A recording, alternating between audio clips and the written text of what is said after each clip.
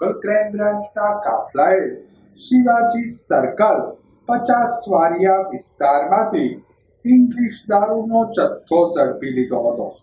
Crime બ્રાન્ચનો કાફલો પેટ્રોલિંગમાં હતો તે દરમિયાન બાતમી મળેલ કે રવિ અશોકભાઈ જાંબુચા રે રામાપીર વાળો ખાંચો મફતનગર 50 વારિયા શિવાજી સર્કલ પાસે પોતાના રહેણાંકી મકાનમાંથી ઇંગ્લિશ દારૂનો જથ્થો બહારથી લાવી તેનું વેચાણ કરી રહ્યો છે.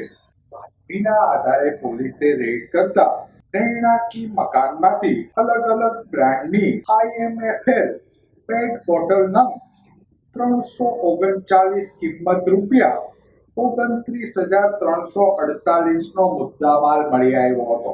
રેડ દરમિયાન રવિ અશોકભાઈ જાંબુચા નાસી છૂટતા તેને ઝડપી લેવા પોલીસે ચક્રો ગતિમાન કર્યા હતા.